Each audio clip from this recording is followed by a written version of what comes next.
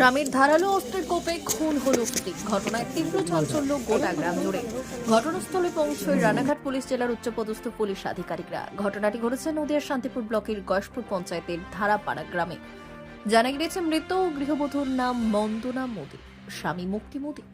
জানা গেছে শুক্রবার সকালে ওই গ্রামের একটি চাষের জমির পাশেই ক্ষতবিক্ষত অবস্থায় মহিলার মৃতদেহ দেখতে পায় চাষিরা। এরপর খবর ছড়াতেই ঘটনাস্থলে প্রচুর মানুষের জমায়েত হয়। খবর পেয়ে ঘটনাস্থলে পৌঁছয় শান্তিপুর থানার বিশাল পুলিশ বাহিনী। এছাড়াও উপস্থিত ছিলেন কাজকর্মগুলো কলম করে টিয়ে, তারপরে চূড়া উঠছে না।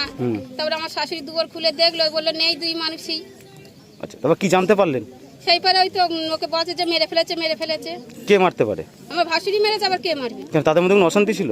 অশান্তি না থাকলে মেরেছে। দুইজন যাই কিনা একটা দুজনের মধ্যে হয়েছে। দুই মানুষের দুই আমি উঠে এই খবর শুনছি।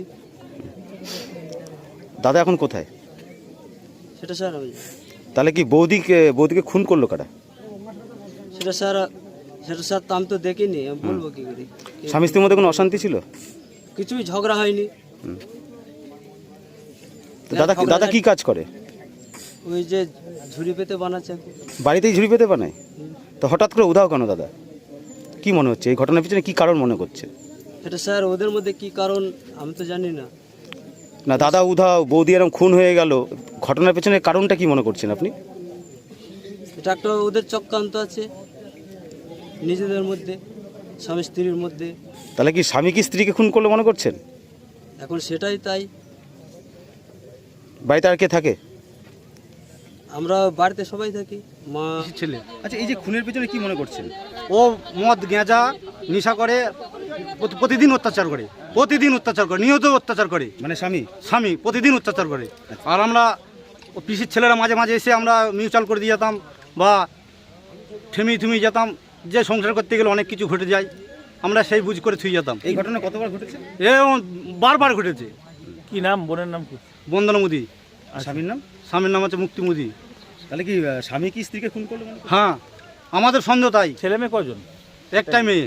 বিয়ে হয়ে গেছে? হ্যাঁ, বিয়ে হয়ে গেছে। সে কি এসছে এখানে? না, এখনো পৌঁছায়নি, খবর গেছে। কি কাজ করতো আপনার বোনের? ও ঘরামি কাজ করতো, বা ওর মোটা দাটাও পাওয়া গেছে ডেড বডির কাছে। ওখানে দা পাওয়া গেছে? দা পর্যন্ত পাওয়া গেছে। মোটা পুলিশ দাটা নিয়ে গেছে? হ্যাঁ, পুলিশ নিয়ে গেছে।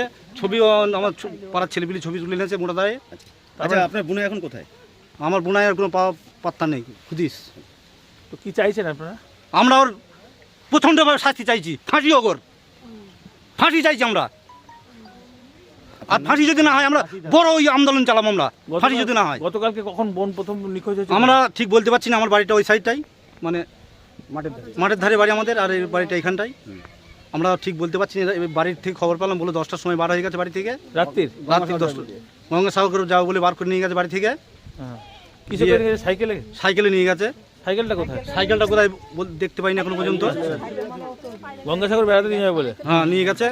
দিয়ে আমরা গিয়ে দেখলাম, প্রথম তো চিনতেই পারিনি আমরা, মানে এমনভাবে বিভৎসভাবে কোপানো হয়েছে। যখন এই বডি পড়ে রয়েছে একটা। হ্যাঁ, আমি দেখতে গিয়েছিলাম হয়তো। আচ্ছা, ও কি বিভৎসভাবে কোপানো হয়েছে? হ্যাঁ, কোপানো হয়েছে, মোটা দাদি কোপানো হয়েছে। তো ওই রাত্রিবেলায় কি করা হয়েছে বলে মনে হচ্ছে? ওকে রাত্রি নিয়ে গিয়ে